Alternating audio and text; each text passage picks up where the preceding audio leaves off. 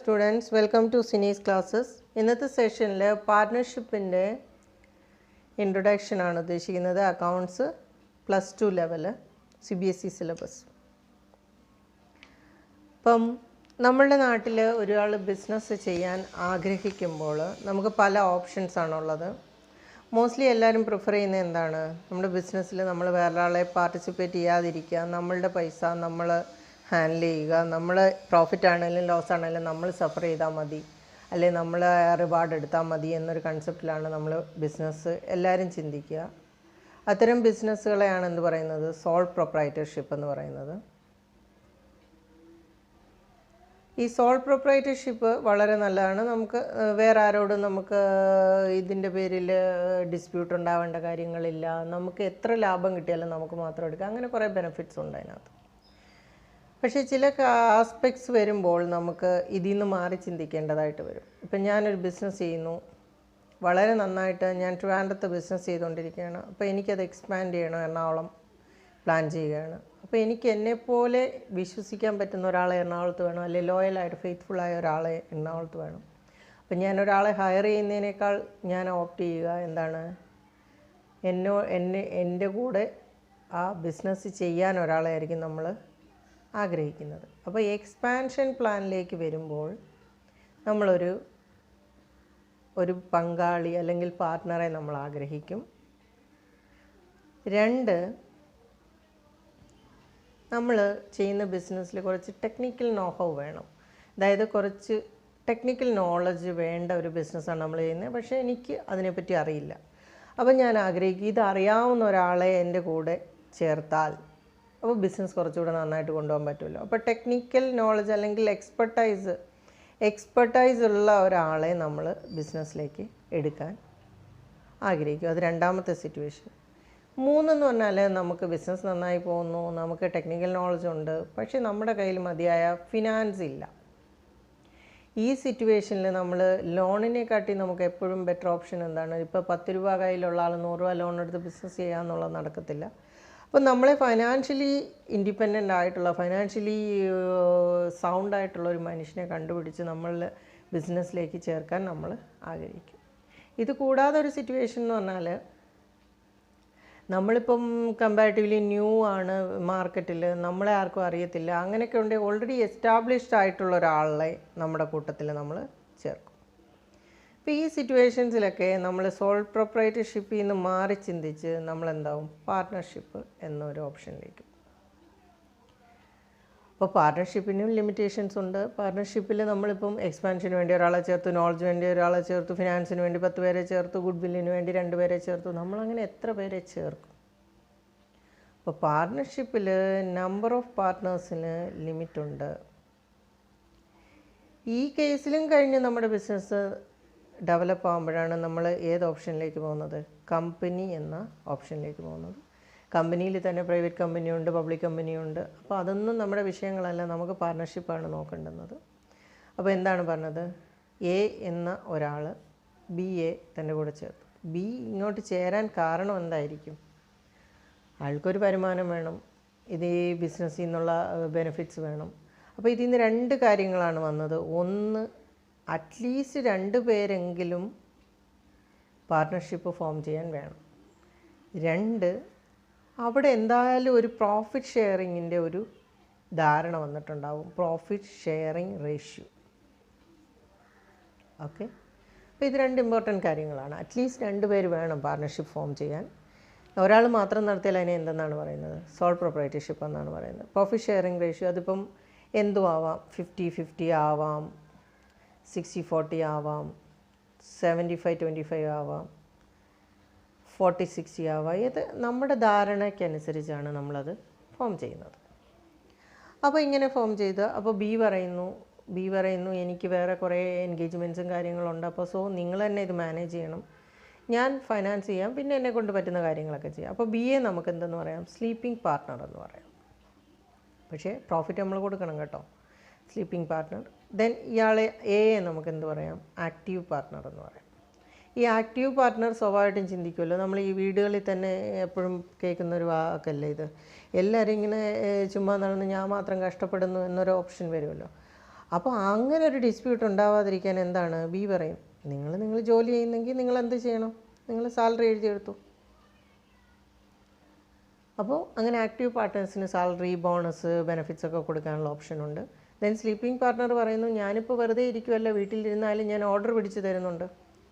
അപ്പോൾ അവിടെ ഒരു ഡിസ്പ്യൂട്ട് വരും, നിങ്ങളും പ്രോഫിറ്റ് എടുക്കുന്നു ഞാനും പ്രോഫിറ്റ് എടുക്കുന്നുള്ളൂ, ഞാനപ്പോൾ ഈ ഓർഡർ പിടിച്ച് കൊടുക്കുന്നത് എന്താണ്. അപ്പം എ പറയും, നിങ്ങൾ കൊണ്ടുവരുന്ന സെയിൽസിൻ്റെ ഒരു പെർസെൻറ്റേജ് നിങ്ങൾ കമ്മീഷൻ എടുത്തോളൂ. ഇങ്ങനെ പല പല ധാരണകളാണ് ഇവർ തമ്മിലുണ്ടാകുന്നത്. അത് ഇപ്പോൾ വായുവിൽ ഇങ്ങനെ എഴുതി കൂട്ടുകയാണോ? ഓറൽ എഗ്രിമെൻറ്റ്സ് ഉണ്ട്, പക്ഷേ അതെപ്പോഴും റിട്ടൺ ആവുന്നതാണ് എല്ലാവർക്കും ബെറ്റർ. റിട്ടണായിട്ട് ഇങ്ങനെ എഴുതുന്നതിനെയാണ് നമ്മളെന്ത് പറയുന്നത്, പാർട്ട്ണർഷിപ്പ് ഡീഡ് എന്ന് പറയുന്നത്. പാർട്ട്ണർഷിപ്പ് ഡീഡ് എന്ന് പറയുന്നതാണ് പാർട്ട്നേഴ്സ് തമ്മിലുള്ള ഡോക്യുമെൻറ്റ്. അതിനകത്ത് പറയുന്ന കാര്യങ്ങൾ എന്താണെന്ന് പറഞ്ഞാൽ, ഒരാൾ ജോയിൻ ചെയ്യുമ്പോൾ എന്താണ് പ്രൊസീജിയർ, ഒരാൾ റിട്ടയർ ചെയ്യുമ്പോൾ എന്താണ് പ്രൊസീജിയർ, ഇനി ഇത് ക്ലോസ് ചെയ്യണമെങ്കിൽ എന്താണ് പ്രൊസീജിയർ, സാലറി എങ്ങനെ കൊടുക്കും, കമ്മീഷൻ എങ്ങനെ കൊടുക്കും, ഇൻട്രസ്റ്റ് എങ്ങനെ കൊടുക്കും, ക്യാപിറ്റലിൻ്റെ പ്രൊപ്പോർഷൻ എന്താണ്, പ്രോഫിറ്റ് ഷെയറിംഗ് റേഷ്യോ എന്താണ് തുടങ്ങി ഇവരുമായി ബന്ധപ്പെട്ട ഇവരുടെ റൈറ്റ്സ് ആൻഡ് ഡ്യൂട്ടീസ് എല്ലാ കാര്യങ്ങളും എന്തിൽ പറഞ്ഞിട്ടുണ്ടാവും, പാർട്ണർഷിപ്പ് ഡീഡിൽ പറഞ്ഞിട്ടുണ്ടാവും. അപ്പം നേരെ ഒരു ഡിസ്പ്യൂട്ട് ഉണ്ടായാൽ പോലും കോർട്ടിൽ പോയി നമുക്ക് അതിന് സൊല്യൂഷൻ കാണാവുന്നതാണ്. നമ്മുടെ ഇവിടെ പാർട്ണർഷിപ്പ് എന്ന് പറയുമ്പോൾ രണ്ട് രീതിയിലാണ്, ലിമിറ്റഡ് പാർട്ണർഷിപ്പ്, അൺലിമിറ്റഡ് ലയബിലിറ്റി പാർട്ണർഷിപ്പും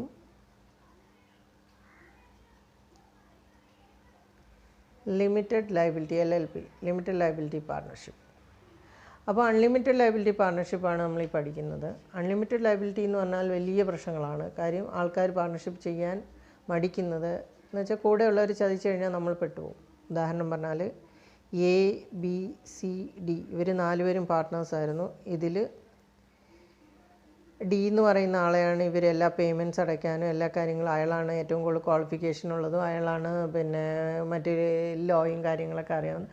അപ്പം ബാക്കിയുള്ളവർ അയാളുടെ ഡിപ്പെൻഡ് ചെയ്ത് എല്ലാ പേയ്മെൻറ്റ്സും കാര്യങ്ങളൊക്കെ ഏൽപ്പിച്ചുകൊണ്ടിരുന്നു. ഒരു സുപ്രഭാതത്തിൽ അയാൾ ആ പൈസ എല്ലാം കൊണ്ട് മുങ്ങി. അപ്പോൾ അങ്ങനെ ആകുമ്പോൾ എന്താ പറയുക, ഇതിൻ്റെ ഒരു ലയബിലിറ്റി എറേസ് ചെയ്യുമ്പോൾ ഡിയെ കിട്ടിയില്ലെങ്കിൽ അതിന് ഉത്തരവാദി ആദ്യം പറയുന്നതെന്ന് പറഞ്ഞാൽ ഇവരെല്ലാവരുടെ ഫോം ചെയ്ത ഫേം അതിന് ഉത്തരം പറയണം. ആ അസറ്റ്സിൽ നിന്ന് നമുക്ക് കൊടുത്തു തീർക്കാൻ പറ്റില്ലെങ്കിൽ ഈ 3 പേര് എയും ബിയും സിയും കൂടെ ചേർന്ന് ഇത് സെറ്റിൽ ചെയ്യണം. അവരുടെ ഒഫീഷ്യൽ ഇതിൽ നിന്ന് പറ്റി തീർന്നില്ല എങ്കിൽ അവരുടെ പേഴ്സണൽ അസറ്റ്സ് വരെ പോകാനുള്ള, എന്ന് വെച്ചാൽ അൺലിമിറ്റഡ് ആണ് ലയബിലിറ്റി ഇവരുടെ കയ്യിൽ എന്തുണ്ടോ അത് പോകാനുള്ള സാധ്യത ഉണ്ട്. അതാണ് അൺലിമിറ്റഡ് ലയബിലിറ്റിയുടെ റിസ്ക്. ഇപ്പം ഇവിടെ ഒരു നിയമം ഉണ്ടോയെന്ന് ചോദിച്ചാൽ ഉണ്ട്. അതിന് Indian partnership act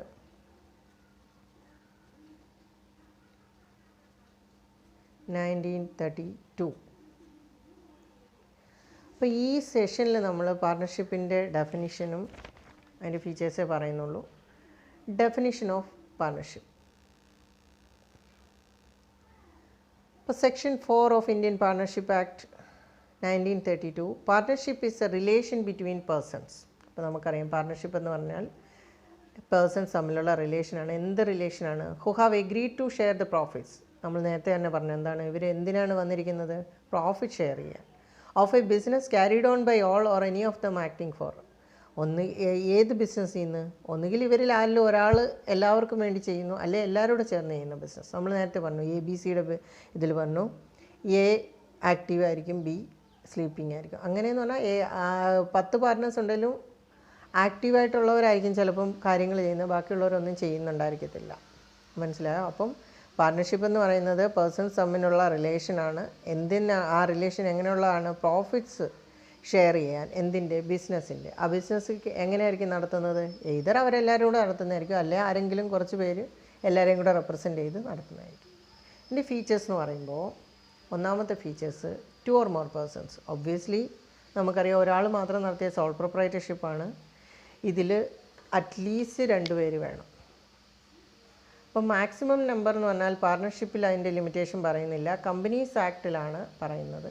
companies act പറയുന്നു 100 പേരിൽ കൂടരുത്. നിങ്ങൾ പാർട്ട്നേഴ്സിനെ വെച്ചോ, പക്ഷേ 100 പേരിൽ കൂടരുത്. പക്ഷേ എത്ര നമ്പർ എന്ന് ഫിക്സ് ചെയ്യാൻ സെൻട്രൽ ഗവൺമെൻറ്റിന് അവർ അധികാരം കൊടുത്തിട്ടുണ്ട്. സെൻട്രൽ ഗവൺമെൻറ് ഇപ്പോൾ ഫിക്സ് ചെയ്തിരിക്കുന്ന എമൗണ്ട് എന്ന് പറയുന്നത് 50 നമ്പേഴ്സിൽ കൂടാൻ പാടില്ല എന്നാണ്. ഓക്കെ. Then 2 agreement. നമ്മൾ പറഞ്ഞല്ലോ എന്ത് കാര്യം തുടങ്ങുമ്പോഴും നമ്മൾ വായുവിൽ എഴുതി കൂട്ടുമല്ല, എന്താണ് ഒരു എഗ്രിമെൻറ്റും കാര്യങ്ങളും ഡോക്യുമെൻറ്റ്സ് ഉണ്ടാകും. Partnership is A result of N agreement. രണ്ടുപേർ തമ്മിലുണ്ടായ ഒരു ധാരണയുടെ പുറത്തായിരിക്കും, അല്ലെ 2 അതിലധികം ആൾക്കാർ തമ്മിലുണ്ടായ ഒരു ധാരണയുടെ ഫലമായിട്ടായിരിക്കും ഒരു പാർട്ട്ണർഷിപ്പ് ഉണ്ടാകുന്നത്. It can be either oral or in writing, അതായത് എയ്തർ വാക്കാലായിരിക്കും അല്ലെ റൈറ്റിങ്ങിലായിരിക്കും. An agreement forms a basis of mutual rights and duties of partners. അപ്പോൾ അതിനകത്ത് നമ്മൾ നേരത്തെ പറഞ്ഞു പാർട്ട്ണർഷിപ്പ് ഡീഡിൽ റൈറ്റ്സും ഡ്യൂട്ടീസും എല്ലാ കാര്യങ്ങളും എഴുതും. ദെൻ മൂന്നാമത്തത് existence of a business and profit motive. അപ്പോൾ അവിടെ ഇവർ വെറുതെ ഫോം ചെയ്തൊരു ഓർഗനൈസേഷൻ അല്ല, ചുമ്മാ ഇപ്പോൾ ചാരിറ്റിക്ക് വേണ്ടിയൊക്കെയാണ് നമുക്ക് ട്രസ്റ്റ് ഫോം ചെയ്താൽ മതി, അത് പാർട്ട്ണർഷിപ്പ് അല്ല. പിന്നെ വെറുതെ ഒരു പ്രോപ്പർട്ടി ജോയിൻ്റ് ഓണർഷിപ്പൊക്കെ ആണെന്ന് അതിനെ പാർട്ട്ണർഷിപ്പ് എന്ന് പറയത്തില്ല. ഇതെന്താണ്, ഒരു പ്രോഫിറ്റ് ഉണ്ടാക്കാൻ വേണ്ടി ഒരു ബിസിനസ് തുടങ്ങാനായിട്ട് ആൾക്കാർ ഫോം ചെയ്തൊരു സംഭവം. ഇതിൻ്റെ മോട്ടീവ് എന്താണ്? പ്രോഫിറ്റാണ്. അവർ എല്ലാ ബിസിനസ്സും നമ്മൾ തുടങ്ങുന്ന പ്രോഫിറ്റ് ഉണ്ടാക്കാൻ, അല്ലാതെ ഞാൻ നഷ്ടം ഉണ്ടാക്കാനായിട്ട് ആരും ബിസിനസ് തുടങ്ങത്തില്ല. പ്രോഫിറ്റ് മോട്ടീവോട് കൂടി തുടങ്ങിയ ഒരു ബിസിനസ് ആയിരിക്കണം. Partnership can be formed for the purpose of carrying on some business with the intention of earning profit, and such business must be legal. That's a very important point. നമുക്കിപ്പോൾ drug business നടത്തിയാലും profit ഉണ്ടാക്കാം, പക്ഷേ partnership എന്ന് പറയാൻ പറ്റത്തില്ല. It should be legal.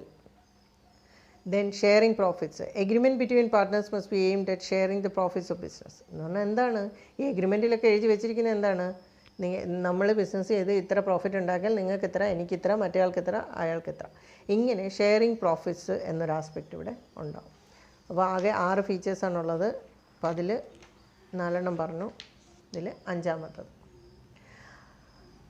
Features എന്ന് പറഞ്ഞാൽ relationship of principal and agent. Each partner is an agent as well as partner of the firm. അപ്പോൾ പാർട്ട്ണർഷിപ്പിൻ്റെ ഒരു ഏജൻറ്റ് പോലെയാണ് എല്ലാ പാർട്ട്നേഴ്സും വർക്ക് ചെയ്യുന്നത്. എന്ന് പറഞ്ഞാൽ നമ്മളൊരു ഉദാഹരണം പറഞ്ഞില്ലേ, ഒരാൾ എന്തെങ്കിലും തട്ടിപ്പ് നടത്തിയാൽ എല്ലാവരും പെടും.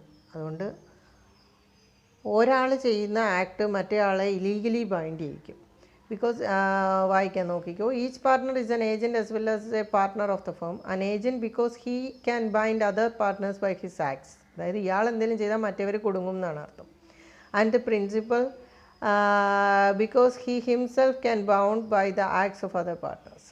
അപ്പം ഫേം ആയാലും ആദ്യം ഈ ലയബിലിറ്റി എന്തെങ്കിലും വന്നാൽ ആരാണ് എന്തെങ്കിലും തട്ടിപ്പടുത്തി ആദ്യം ഫേമിൽ നിന്ന് അത് ഈടാക്കി കൊടുക്കും. അത് കഴിഞ്ഞ് പാർട്ട്നേഴ്സ്, അതും കഴിഞ്ഞ് ശരിയല്ലാണ് പാർട്ട്നേഴ്സിൻ്റെ പേഴ്സണൽ അസറ്റ്സിലേക്ക് പോകുന്നത്. ദെൻ 6ാമത്തെ ഫീച്ചർ എന്ന് പറഞ്ഞാൽ business carried on by all or any of them acting for all.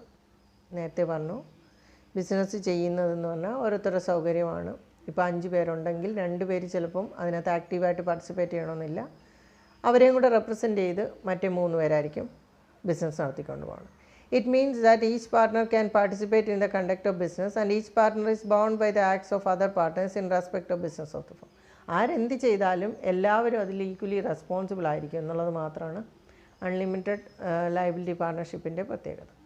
Then last, A partnership cannot come into existence in the absence of any one of above mentioned essential features. നമ്മൾ മേളിൽ പറഞ്ഞ 6 ഫീച്ചേഴ്സിൽ ഏതെങ്കിലും ഒന്ന് absent ആയാൽ പോലും അതിനെ partnership എന്ന് നമ്മൾ വിളിക്കത്തില്ല. അപ്പോൾ പാർട്ണർഷിപ്പിൽ നമ്മൾ പഠിച്ചത് ഡെഫിനിഷനും ഫീച്ചേഴ്സുമാണ്. Hope you all understand. Thank you very much for watching. Please like and share my videos and subscribe my channel.